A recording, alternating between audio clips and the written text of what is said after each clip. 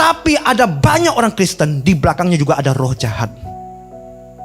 Ya, sebagian kita lepaskan sudah, sebagian kita lepaskan, sebagian kita lepaskan dia balik lagi.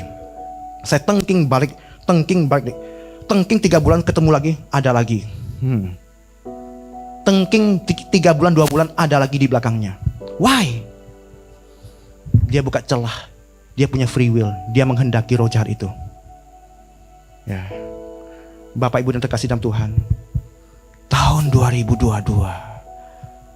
terjadi pemisahan, yang kudus semakin kudus, yang cemar akan semakin mencemarkan dirinya dengan roh-roh jahat. Dengar ini, ya. Yang kudus semakin kudus menyembah Tuhan, semakin kudus makin kudus. Yang cemar makin dia cemar dengan roh-roh jahat. Ya. Nggak ada lagi status quo, suam-suam kuku, nggak ada lagi suam-suam kuku nih. Kamu mau hidup benar-benar atau tidak? Mau nyembah Tuhan, sungguh-sungguh dikirimkan malaikat penjaga, atau hidup dalam dosa dan di belakangnya ditempel Efesus 2 ayat 2, itu pilihan. Tapi kita punya free will yang baik. Amin. Haleluya. Kita free will yang baik. Saya mau perkatakan bahwa neraka kekal, lautan api itu diciptakan Tuhan, bukan untuk manusia. Amin. Neraka kekal diciptakan untuk apa? Iblis dan pengikut-pengikutnya. Tetapi kalau ada sampai manusia ikut iblis ke neraka kekal, free will-nya rusak. Rusak free will-nya. Kita balik ke bangkat 2 mingguan. Sebelum itu Tuhan bicara jelas di kuping saya. Dia ngomong apa? Ajarkan mereka menyembah aku dalam roh dan kebenaran. Saya dapat suara itu, saya nangis loh. Tuhan, bukankah aku sudah mengajarkan kepada domba-dombamu untuk menyembah Bapa dalam roh dan kebenaran? Dan Tuhan ngomong apa lagi? Engkau sudah mengajarkan untuk menyembah aku dalam roh dan kebenaran. Tetapi engkau harus mengajarkan lebih lagi untuk menyembah aku dalam roh dan kebenaran. Untuk masuk 2022 ini, kita harus menyembah Bapa dalam roh dan kebenaran. Itu saja yang saya dapat. Ya. Untuk kuat dan menang di tahun 2022 ini, penuhlah oleh Roh Kudus dan sembahlah Bapa dalam roh dan kebenaran. Ya. Ini kekuatan yang luar biasa. Saya sudah pernah khotbahkan, ada level peperangan rohani di Gunung Sion. Masih ingat gak?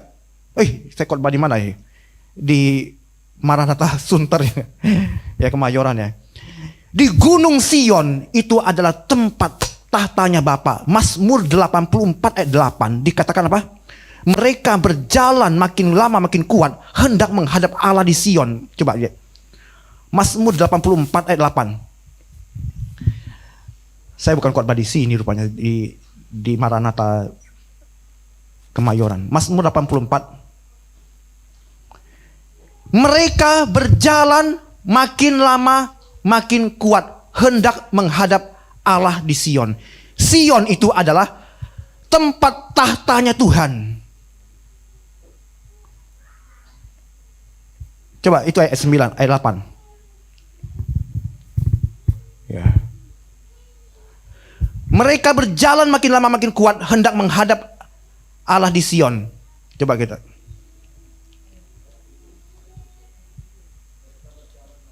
Ya. Makin lama makin kuat. Ya. Kalau kita berjalan naik gunung, makin lama makin letoy. Makin capek. Saya terus terang ya, saya lebih suka naik gunung daripada ke pantai, Bapak Ibu. Ya, saya bosan di pantai. Bosan saya lihat pantai itu. Makanya kalau mereka ngajak ke pantai itu saya malas kan. Tapi naik gunung saya oke. Saya paling suka naik gunung, dan saya pernah naik gunung Kaliurang. Gunung ini, gunung itu, gunung Pancar. Ya. Kita udah naikin. Kalau kita naik gunung makin lama makin lemah, makin capek. Tetapi kalau kita naik Gunung Sion, makin lama makin kuat, makin tinggi, makin kuat. Sion itu adalah tempat tahta kemuliaan Bapa di sorga. Dan dari tahta Sion itu kita baru bisa melihat ke bawah peperangan rohani apa yang terjadi. Jadi peperangan rohani yang paling tinggi letaknya adalah di Gunung Sion. Ketika kita menyembah Bapa dalam roh dan kebenaran, disitulah kita mendapat kekuatan baru. Engkau dan saya menerima asupan energi yang luar biasa, di unlimited power dari Gunung Sion itu, tahta Bapa. Makin kita mendekat ke tahta Bapa, makin naik Gunung Sion, makin naik, makin dekat, maka kekuatan kita akan bertambah. Haleluya. Ya, hari-hari ini kita harus naik ke Gunung Sion untuk mendapatkan kekuatan yang datangnya dari Tuhan. Dan dari Gunung Sion, di dalam penglihatan itu, kita bisa melihat ke bawah divisi-divisi musuh yang sedang berbaris, bergerombol-gerombol. Ya. Dari Gunung Sion baru karunia-karunia Roh Kudus dicurahkan. Dari Gunung Sionlah kita menerima karunia-karunia Roh Kudus sesuai dengan kehendak Bapa. Hanya orang-orang yang menyembah Bapa dalam roh dan kebenaran yang diberikan karunia-karunia Roh Kudus. Ada orang yang dapatnya 1, ada yang dapatnya 3, ada yang dapat 99 karunia Roh Kudus. Itu terserah Tuhan. Tetapi kita masing-masing mendapat jubah-jubah itu. Kita menerima jubah-jubah karunia-karunia itu. Roh itu bekerja di masing-masing orang percaya. Dan ingat nih, orang-orang percaya yang masuk dalam peperangan rohani pasti menerima sinyal daripada Tuhan. Amin. Seorang tentara, seorang prajurit yang masuk dalam peperangan rohani, medan peperangan rohani, pasti menerima komando dari jenderalnya. Ada nggak itu prajurit bertempur sendirian, nggak terima komando apapun? Makin sengit peperangan itu, maka makin sering kita dengar komando dari panglima perang kita. Siapa? Yesus. Amin.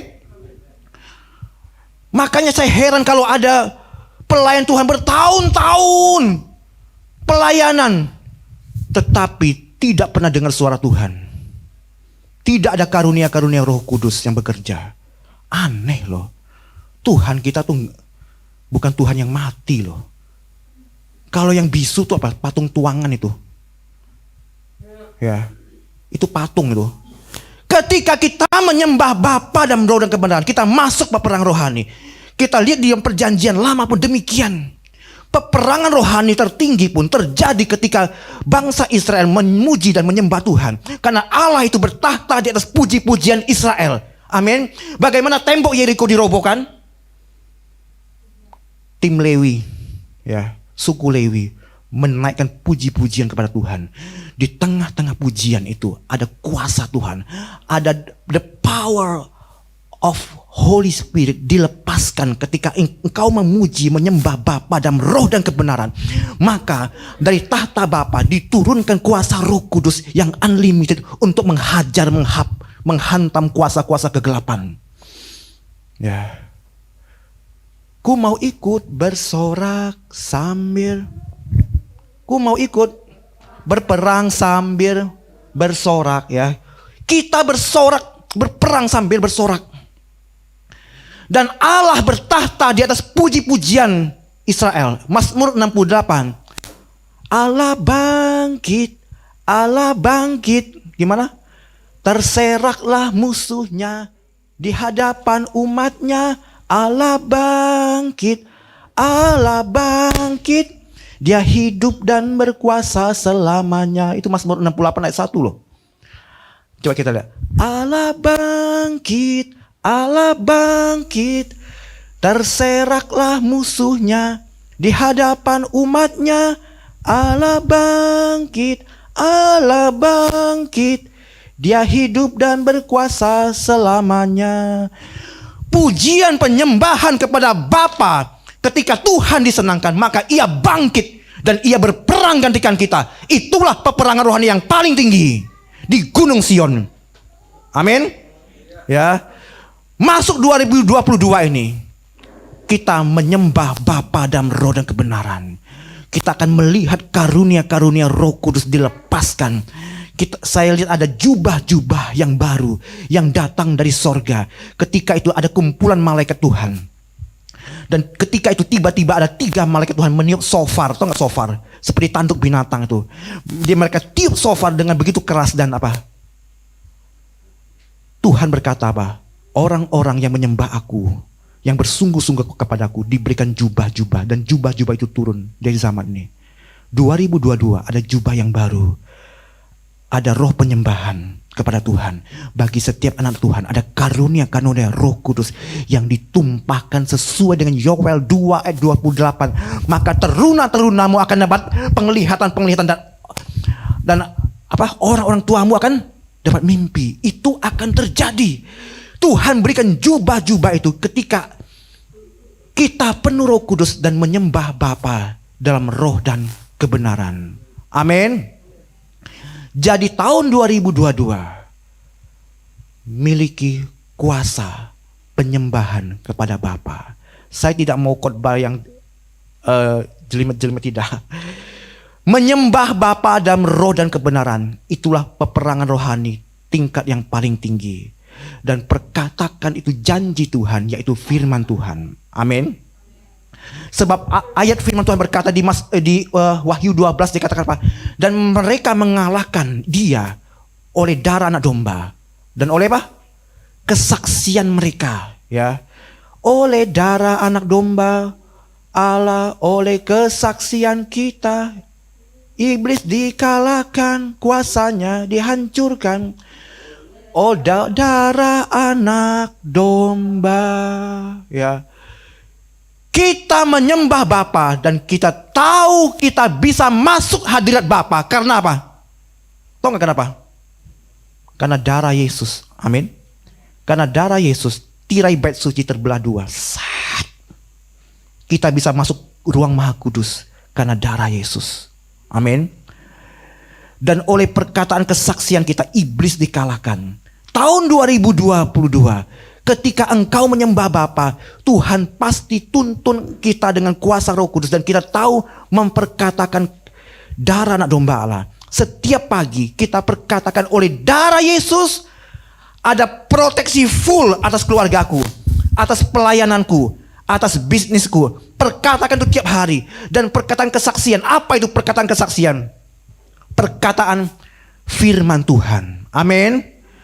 Perkataan firman Tuhan kita adalah pedang roh berapi. Seperti pedang roh kita mengibaskan pedang roh, kita memperkatakan janji-janji Tuhan. Maka seperti kita mengibaskan pedang roh berapi dan musuh dikalahkan. Karena hari-hari ini adalah jahat, ya. Kenapa hari-hari ini tambah jahat? Karena dunia tambah gelap, kata Yesaya 60. Ya. Dunia ini makin gelap, makin gelap, makin gelap. Karena kenapa? Di dalam satu penglihatan, itu 2 tahun yang lalu, 2 tahun yang lalu, dari dunia orang mati, ada dari portal dunia orang mati, keluar roh-roh jahat. Jumlahnya tidak terhitung, every second, setiap detik keluar. Sebagian terbang, sebagian merayap di permukaan bumi. Maka bumi dunia ini tambah jahat, tambah jahat, tambah jahat, tambah jahat. Dan orang-orang Kristen tambah terang sesuai dengan Yesaya berapa? Yesaya 60. Ayo kita buka. Ya, Yesaya 60 ayat 1. Bangkitlah menjadi teranglah, sebab terangmu datang dan kemuliaan Tuhan terbit atasmu. Terus, ya. Sebab sesungguhnya kegelapan. Kenapa kegelapan? Kegelapan menutupimu siapa? Roh-roh jahat. Saya lihat memang mereka merayap menutupi bumi sehingga bumi menghitam. Menutupi bangsa-bangsa, tetapi terang Tuhan terbit atasmu dan kemuliaannya menjadi nyata atasmu. Kita menjadi terang karena kita menyembah Bapa dalam roh dan kebenaran. Kita dipenuhkan dengan Roh Kudus, dan kuasa Roh Kudus inilah yang akan menarik jiwa-jiwa datang kepada Tuhan. Dan akan terjadi goncangan yang amat besar tahun ini. Tuhan bicara bahwa terjadi akan goncangan yang amat besar. Dan hanya orang-orang yang menyembah Bapa dalam roh dan kebenaran yang dapat bertahan dan menang atas goncangan ini. Tanpa kita menyembah Bapa dalam roh dan kebenaran, kita tidak bisa bertahan terhadap goncangan ini. Terus ayat ketiga. Bangsa-bangsa berduyun-duyun kepada datang ke terangmu, dan kepada raja-raja kepada cahaya yang terbit bagimu, ya.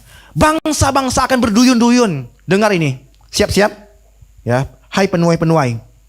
Siap-siap, bangsa-bangsa akan datang berduyun-duyun. orang akan datang, ada goncangan besar di tahun 2022. Orang akan datang kepada terang orang Kristennya makin terang, makin terang, makin terang, makin terang.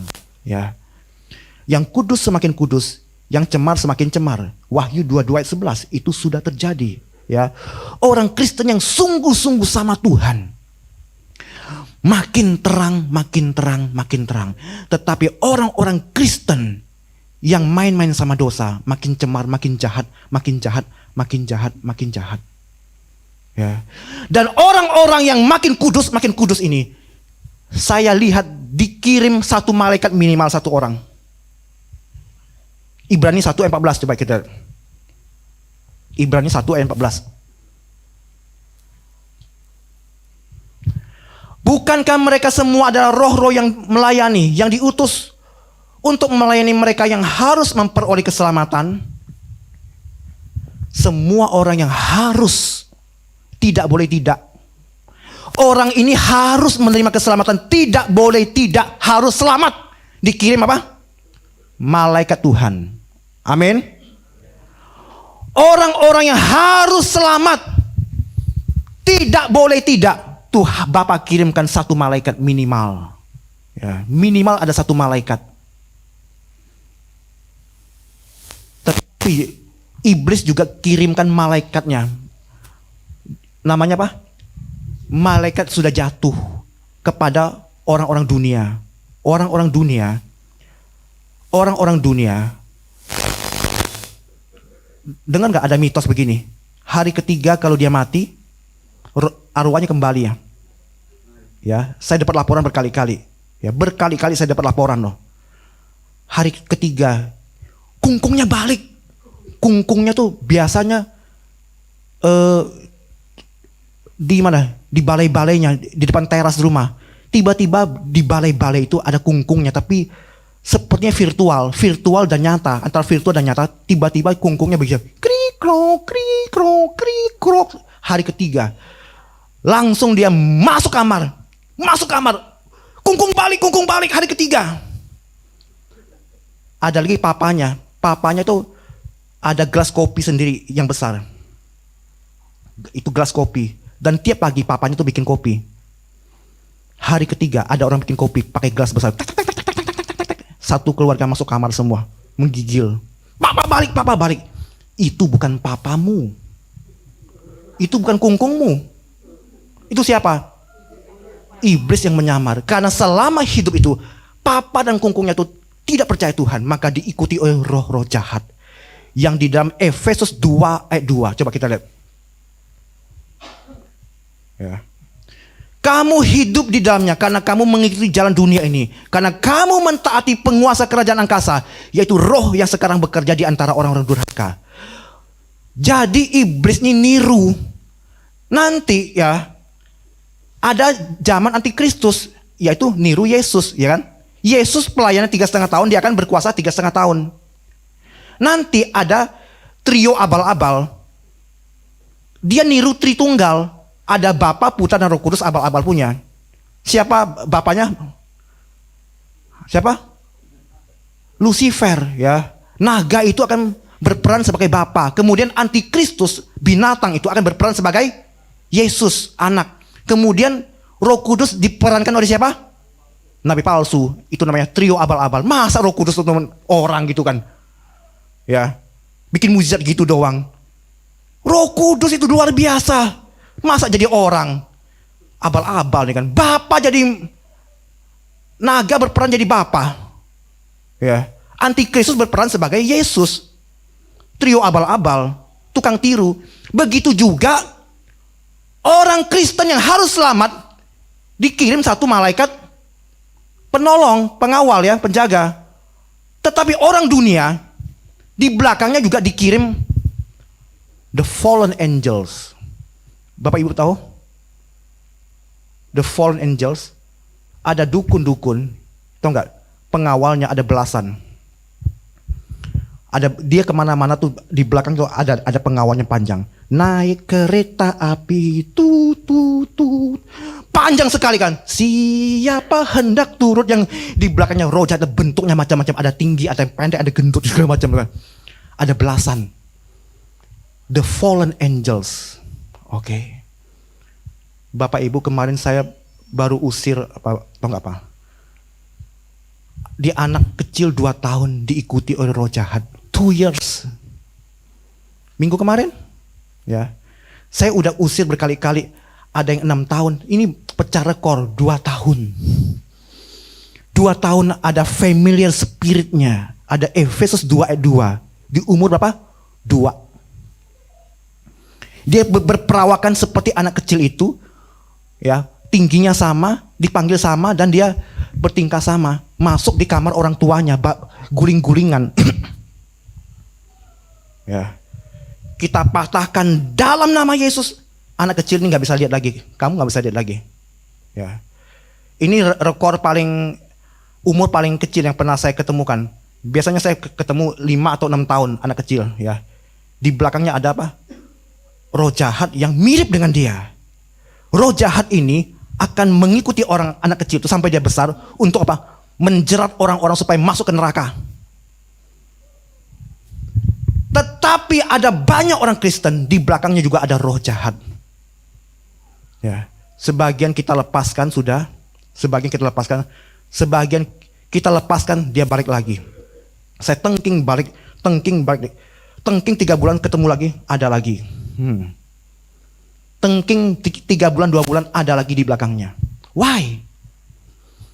Dia buka celah, dia punya free will, dia menghendaki roh jahat itu. Ya. Bapak Ibu dan terkasih dalam Tuhan, tahun 2022 terjadi pemisahan, yang kudus semakin kudus, yang cemar akan semakin mencemarkan dirinya dengan roh-roh jahat. Dengar ini, ya.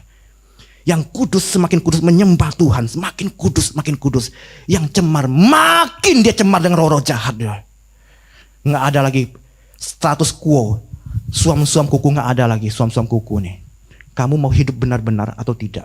Mau nyembah Tuhan, sungguh-sungguh dikirimkan malaikat penjaga, atau hidup dalam dosa dan di belakangnya ditempel Efesus 2 ayat 2, itu pilihan. Tapi kita punya free will yang baik. Amin. Haleluya. Kita free will yang baik.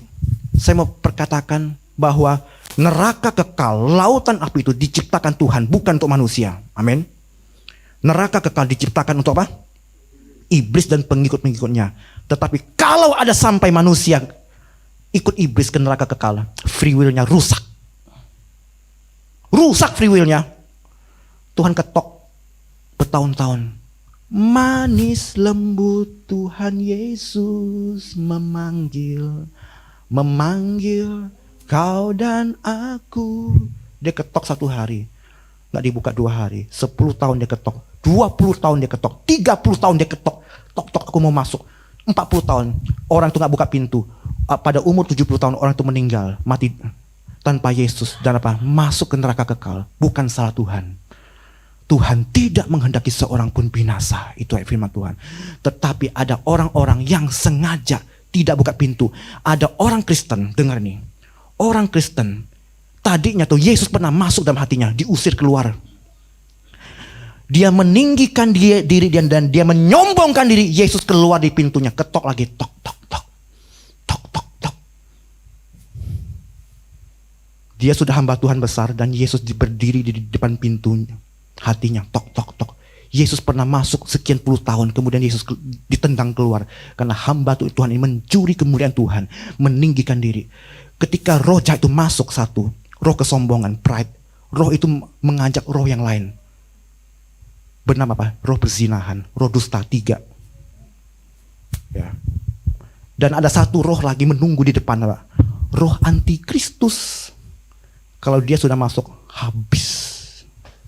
Saya sudah peringatkan, dan ini memang akhir zaman, dan memang kita lihat di depan mata. Pelayanan seperti ini, yang Tuhan bukakan untuk saya. Ya, masing-masing kita punya jatah. Tetapi, masing-masing kita akan dipanggil Tuhan untuk mencapai panggilan tertinggi. Amin. Panggilan tertinggimu masing-masing itu berbeda-beda. Tapi engkau punya kapasitas untuk mencapai panggilan tertinggi itu dengan kuasa Roh Kudus. Haleluya. Masuk hadirat Bapa. Sembah Tuhan dalam roh dan kebenaran. Sembah Bapa dalam roh dan kebenaran. Maka jubah-jubah itu akan diberikan kepadamu. Engkau akan menerima kuasa kalau Roh Kudus turun atas kamu. Dan engkau akan menjadi saksiku di Yerusalem, Yudea, Samaria, dan sampai ke ujung bumi. Kuasa dunamis turun. Tahun ini yang belum penuh Roh Kudus, segera penuh Roh Kudus. Ya, yang sudah penuh Roh Kudus, naikkan kapasitas rohanimu. Masuklah dalam peperangan. Karena setelah ini kegerakan besar dan jiwa-jiwa akan dimenangkan. Ada beribu-ribu, berduyun-duyun bangsa-bangsa datang kepadamu. Karena terangmu makin terang, makin terang, makin terang. Kita bangkit berdiri. Haleluya.